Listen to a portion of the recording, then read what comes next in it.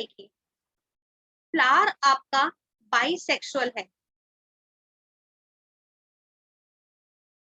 Flower कैसा है? Bisexual है। फ्लावर बाइसेक्सुअल होने के बावजूद भी इसमें सेल्फ पॉलिनेशन नहीं हो रहा। सेल्फ पॉलिनेशन नहीं हो रहा। ऐसे क्या रीजन है कि फ्लावर बाइसेक्सुअल है और फिर भी इसमें सेल्फ पॉलिनेशन नहीं हो रहा? हमने आपको पिछले टर्म पे बताया था कि सेल्फ पॉलिनेशन के लिए कुछ अडेप्टेशन होती है। पहली अडेप्टेशन थी फ्लावर क्लिस्टोगैमस था।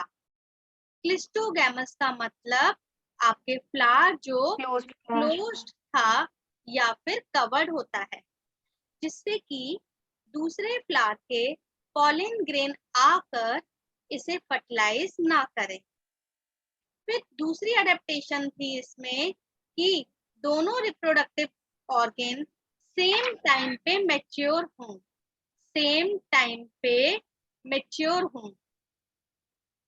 मेल और female reproductive organ same time पे मैच्योर होने चाहिए। जब सेम टाइम पे मैच्योर होंगे तभी उसमें सेल्फ पॉलिनेशन हो पाएगा। अब देखिए, मेन चीज हम आपको बता दें। जोर से बोल। देखिए, मेन चीज है कि चार्जिंग पे लगा रखा। हाँ बेटा, क्या हुआ? चार्जर मांग लेगा मम्मा।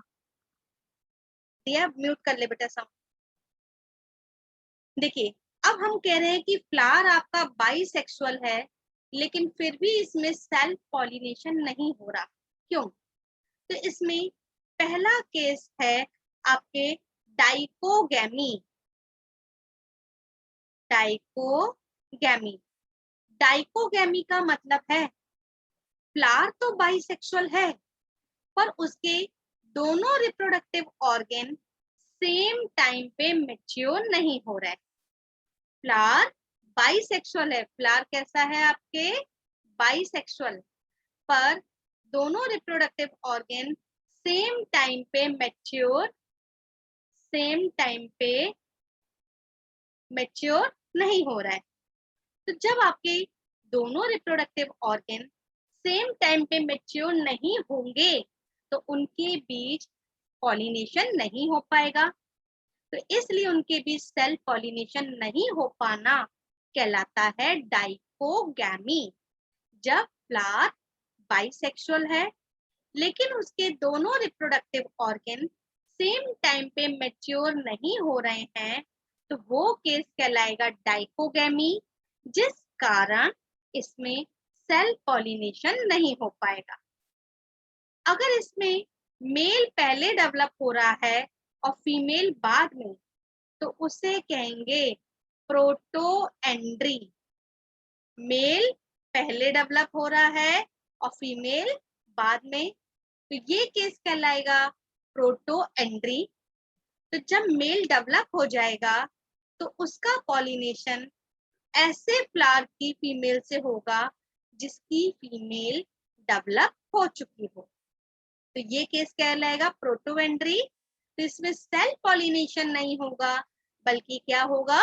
Cross pollination. लेकिन अगर फीमेल पहले डेवलप हो रही है और मेल बाद में, तो वो कहलाएगा प्रोटोजेनी। फीमेल पहले डेवलप हो रही है और मेल बाद में, तो ये आपके फीमेल पहले डेवलप हो रही है, मेल बाद में, तो ये केस कहलाएगा प्रोटोजेनी। इस केस में भी सेल्फ पॉलिनेशन नहीं हो पाएगा, क्रॉस पॉलिनेशन ही होगा। क्लियर है? तो ये था आपके डाइकोगैमी। डाइकोगैमी के केस में फ्लावर बाइसेक्सुअल होने के बावजूद भी इसमें सेल्फ पॉलिनेशन नहीं हो पा रहा। फिर दूसरा आता है हेटेरोस्टाइली। दूसरा केस है हेटेरोस्टाइली। हेटेरोस्टाइली में क्या होता है? फ्लावर आपके बाइसेक्सुअल है, फ्लावर बाइसेक्सुअल है, लेकिन उसके स्टेमेन और कार्पल की लेंथ में इतना फर्क है कि दोनों के बीच आपस में सेल्फ पॉलिनेशन नहीं हो पा रहा।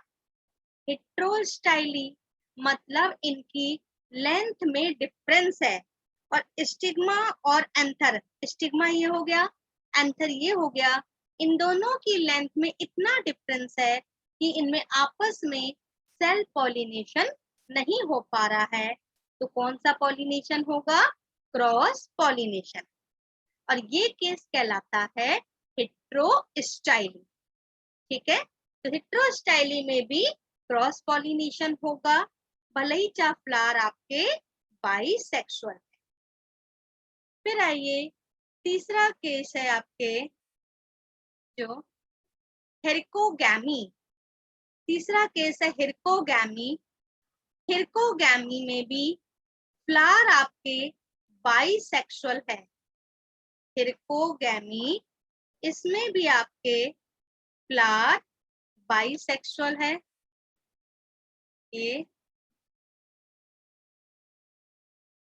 गैमी, फ्लावर आपके बाइसेक्सुअल है, लेकिन दोनों रिप्रोडक्टिव ऑर्गन के स्ट्रक्चर में ऐसा डिफरेंस है कि दोनों एक दूसरे के लिए बैरियर का काम कर रहे हैं। मतलब मेल और फीमेल रिप्रोडक्टिव ऑर्गन इस तरीके से हैं कि आपस में नहीं मिल सकते। मतलब दोनों एक दूसरे के लिए बैरियर का काम कर रहे हैं, जिस कारण इनमें सेल्फ पॉलिनेशन नहीं हो पाएगा। तो ये केस कहलाता है हेरिकोगैमी। मतलब फ्लावर बाइसेक्सुअल है, लेकिन दोनों रिप्रोडक्टिव ऑर्गन एक दूसरे के लिए किसका काम कर रहे हैं? बैरियर का काम कर रहे हैं। मतलब आपस में नहीं मिल पा रहे हैं, जिस कारण इनमें सेल पॉलिनेशन नहीं हो पा रहा। तो ये केस कहलाएगा हेरिकोगैमी। फिर आ जाइए सेल इनफर्टिलिटी। सेल इनफर्टिलिटी या इसे हम इनकॉम्पैटिबिलिटी भी कहते हैं। Self incompatibility, इनकॉम्पैटिबिलिटी,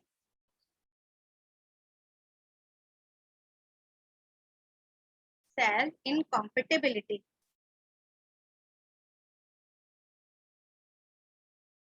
incompatibility, self infertility या सेल्फ इनकॉम्पैटिबिलिटी में क्या होता है? फ्लावर बाइसेक्सुअल है, फ्लावर आपके बाइसेक्सुअल है, मतलब स्टेमेन भी है और कार्पल भी है। लेकिन इसी फ्लावर के स्टेमेन एंथर के पॉलन ग्रेन जब इसी की कार्पल पे आते हैं तो नॉन फर्टाइल हो जाते हैं। मतलब सेम फ्लावर के एंथर के पॉलन ग्रेन उसी फ्लावर की स्टिग्मा पे जाएंगे तो नॉन फर्टाइल हो जाएंगे, लेकिन जब ये दूसरे फ्लावर की स्टिग्मा पे जाएंगे तो फर्टाइल रहेंगे।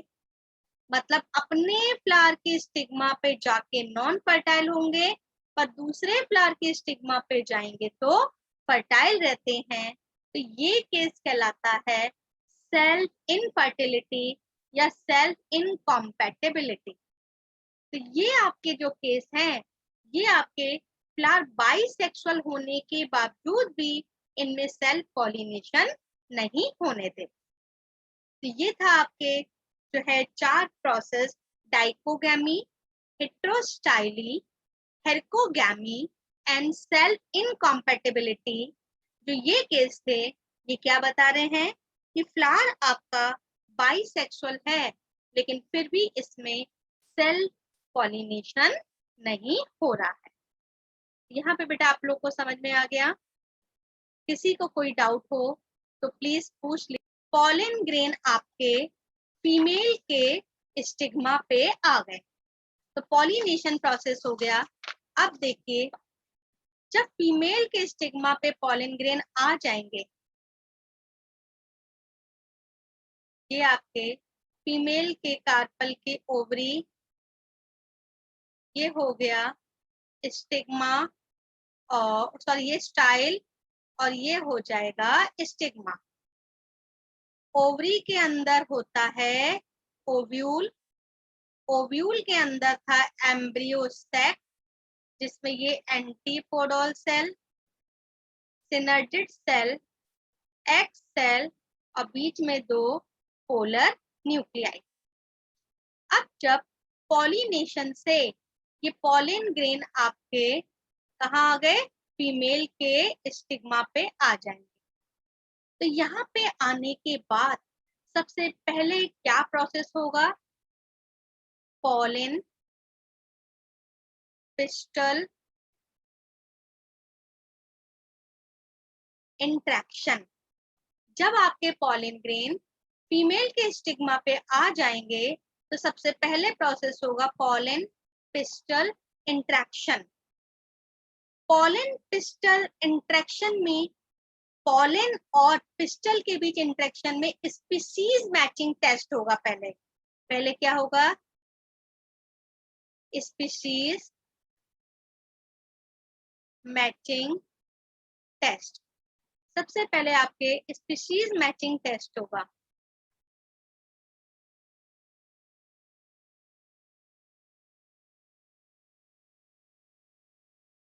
स्पीशीज मैचिंग टेस्ट में क्या होगा भाई, देखिए जब भी कोई शादी की बात करने आता है तो सबसे पहले हम उसे ड्राइंग रूम में बिठाते हैं। तो हमने आपको बताया था कार्पल का जो स्टिग्मा है ये आपके ड्राइंग रूम हो जाएगा, जहां पे पॉलिन ग्रेन बैठेगा।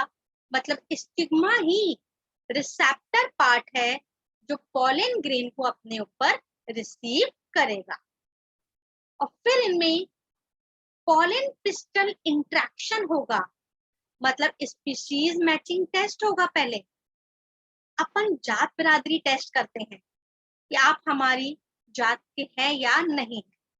तो इसमें कैसे जात बिरादरी टेस्ट होगा, इसमें केमिकल डायलॉग्स की हेल्प से। किसकी हेल्प से, केमिकल डायलॉग की हेल्प से इनमें आपस में स्पीशीज मैचिंग टेस्ट होगा। भाई आम को ही पॉलिनेट करेगा, अमरूद को तो नहीं करेगा ना। तो इसीलिए सबसे पहले केमिकल की हेल्प से इनका स्पीशीज मैचिंग टेस्ट होगा। दोनों के केमिकल जब मैच कर जाएंगे तो ये सक्सेस हो जाएगा।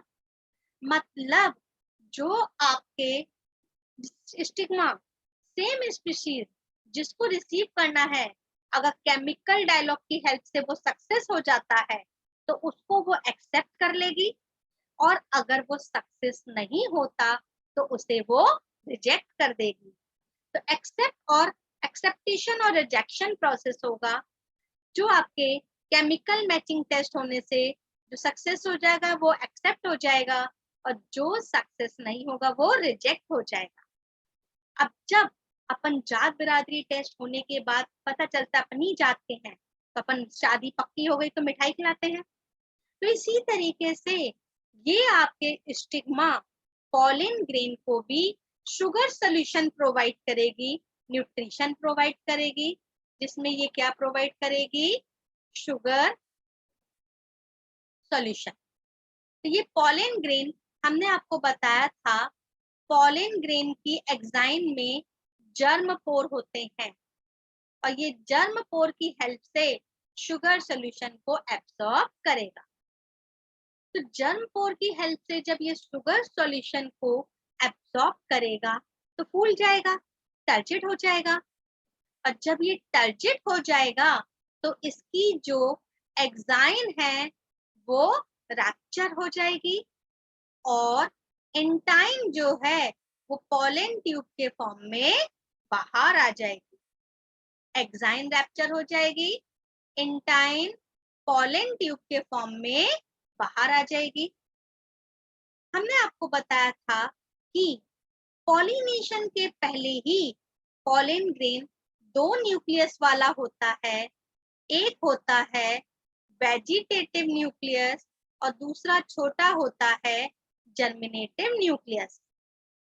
40% प्लांट में तो ये जर्मिनेटिव न्यूक्लियस आपके दो न्यूक्लियस में डिवाइड होके दो नॉन मोटाइल मेल गैमीट बनाता है, ठीक है। लेकिन 60% प्लांट में ये दो न्यूक्लियस वाली स्टेज में ही पॉलिनेट हो जाता है। अब ये दो न्यूक्लियस वाली स्टेज में जब यहाँ पे आता है तो ये वेजिटेटिव न्यूक्लियस तो पॉलन ट्यूब में सबसे आगे आ जाता है। भाई वेजिटेटिव न्यूक्लियस आपके बड़ा होता है, वेजिटेटिव सेल जिसमें वेजिटेटिव न्यूक्लियस होगा, और वेजिटेटिव न्यूक्लियस के साइटोप्लाज्म में जर्मिनेटिव न्यूक्लियस होता है। इसी समय जर्मिनेटिव न्यूक्लियस जो है माइटोसिस डिवीजन से डिवाइड होकर दो नॉन मोटाइल मेल गैमीट बना लेगा। भाई जिसमें दो न्यूक्लियस वाली स्टेज में पॉलिनेट हुए थे उसमें मेल गैमीट यहाँ पे आके बनेंगे, लेकिन 40% प्लांट में मेल गैमीट पॉलिनेशन से पहले ही बन जाते हैं। 60% प्लांट में तो यहाँ आके बनेंगे, लेकिन 40% प्लांट में ये पॉलिनेशन से पहले ही बन जाते हैं। तो ये आपके जिस समय पॉलन ट्यूब बाहर आएगी तो वेजिटेटिव न्यूक्लियस तो पॉलन ट्यूब की टिप पे आगे आ जाएगा, ये आपके पॉलन ट्यूब आगे बढ़ेगी और वेजिटेटिव न्यूक्लियस इसके आगे आ जाएगा और दोनों नॉन मोटाइल मेल गैमीट पीछे रहेंगे। तो ये देखिए पॉलन ट्यूब स्टाइल से होती हुई अंदर जाएगी, ये पॉलन ट्यूब स्टाइल से होती हुई अंदर आएगी, जिसमें वेजिटेटिव न्यूक्लियस आगे था, जिसका मेन काम है, वेजिटेटिव न्यूक्लियस का मेन काम है कि पॉलन ट्यूब को पाथ प्रोवाइड करना, पॉलन ट्यूब को रास्ता दिखाना। ये वेजिटेटिव न्यूक्लियस का मेन काम है कि पॉलन ट्यूब को रास्ता दिखाना। और पीछे पीछे दो नॉन मोटाइल मेल गैमीट आ रहे हैं। तो इस तरीके से जब ये आपके पॉलन ट्यूब यहाँ तक आ जाएगी, फिर हमने आपको बताया था कि ये जो सिनर्जिड सेल होती हैं, सिनर्जिड सेल में फिलीफॉर्म एपरेटस पाए जाते हैं। ये आपके सिनर्जिड सेल हैं जिनमें आपके फिलीफॉर्म एपरेटस हैं। ये एक केमिकल का सिक्रेशन करेंगे जो पॉलन ट्यूब को अपनी ओर अट्रैक्ट करेगी। फिलीफॉर्म एपरेटस एक केमिकल का सिक्रेशन करते हैं जो पॉलन ट्यूब को अपनी ओर अट्रैक्ट करता है। तो पॉलन ट्यूब का जो मूवमेंट है केमिकल के इफेक्ट से हो रहा है, इसलिए पॉलन ट्यूब का मूवमेंट कीमोट्रॉपिक मूवमेंट कहलाता है। कीमोट्रॉपिक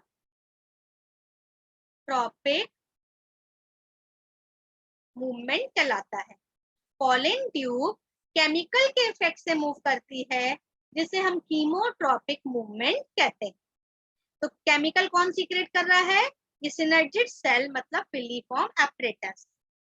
अब ये पॉलन ट्यूब एक सिनर्जिड सेल के थ्रू अंदर आएगी, अंदर आ जाएगी ओव्यूल के। देखिए पॉलन ट्यूब तीन रास्ते से अंदर आती है। अगर ये कैलाजा की तरफ से अंदर आए तो इसे कैलाजोगैमी कहेंगे।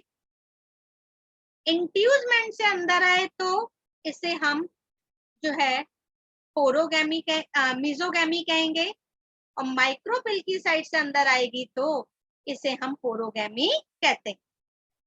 तो इस तरीके से ये आपके पॉलन ट्यूब अंदर आ गई, एक सिनर्जिड सेल से होती हुई अंदर आ जाएगी।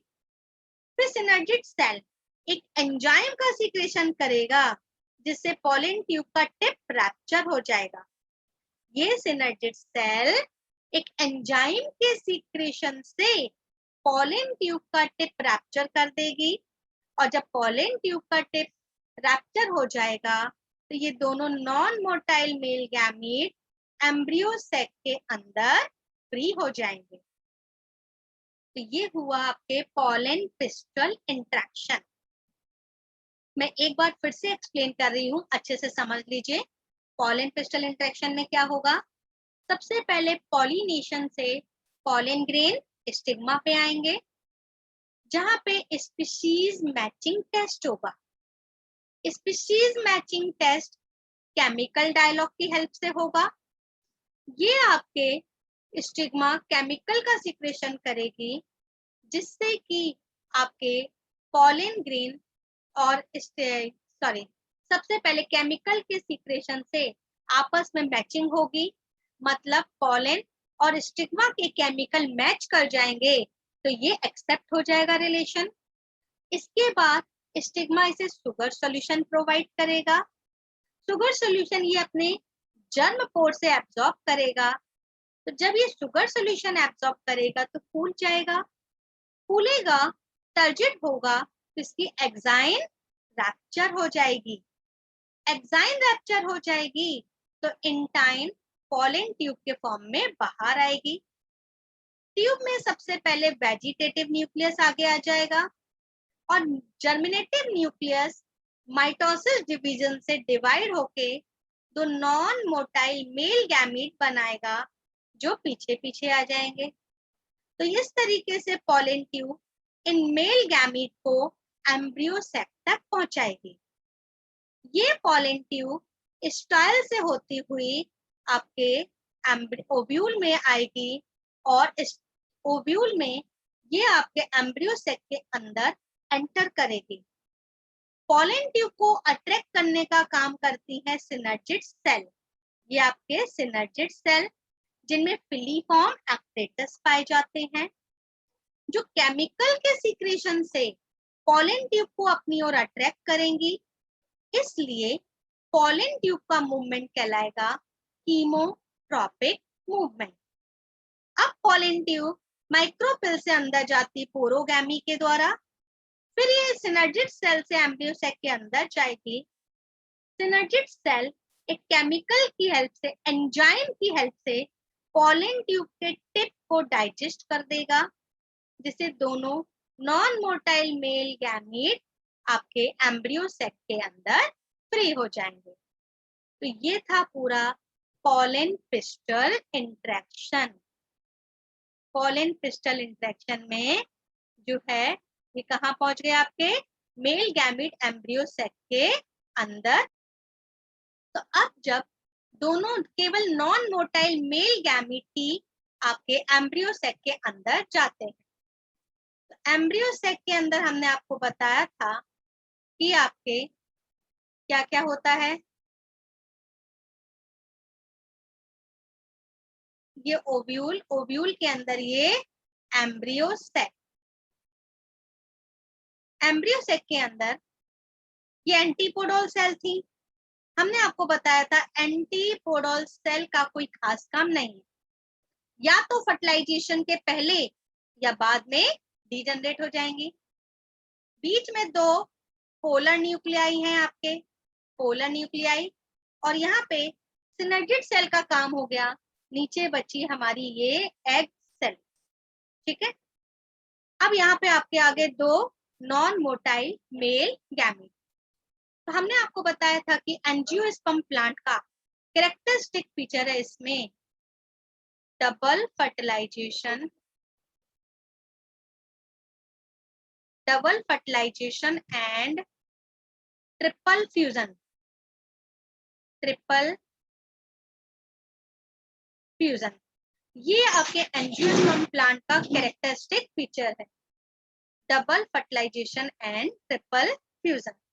तो अब देखिए, सबसे पहले एक मेल गैमीट, एक मेल गैमीट ये फीमेल गैमीट मतलब एक्स सेल को फर्टिलाइज करेगा। आपको मालूम है मेल गैमीट भी हैप्लॉइड है, फीमेल गैमीट भी हैप्लॉइड है। तो सबसे पहले एक male gamete female gamete egg cell को फर्टिलाइज करेगा, तो ये डिप्लॉइड जाइगोट बनेगा। ये बनेगा आपके डिप्लॉइड जाइगोट। ये जाइगोट आपके डिप्लॉइड हो गया, और जाइगोट डेवलप होगा तो क्या बनाएगा एम्ब्रियो, और एम्ब्रियो डेवलप होगा तो क्या बनाएगा प्लांट। सबसे पहले एक मेल गैमीट फीमेल गैमीट मतलब एक्स सेल को फर्टिलाइज करेगा, दोनों हैप्लॉइड हैं, हैप्लॉइड हैप्लॉइड मिलके डिप्लॉइड जाइगोट बनेगा। जाइगोट डेवलप होगा तो एम्ब्रियो बनाएगा, और एम्ब्रियो डेवलप होगा तो प्लांट बनाएगा। फिर आइए आपके, ये दोनों पोलर न्यूक्लियाई हैं, दोनों पोलर न्यूक्लियाई हैप्लॉइड है, दोनों पोलर न्यूक्लियाई हैप्लॉइड है। ये दोनों हैप्लॉइड पोलर न्यूक्लियाई आपस में फ्यूज होंगे तो ये बनाएंगे डिप्लॉइड न्यूक्लियस, डिप्लॉइड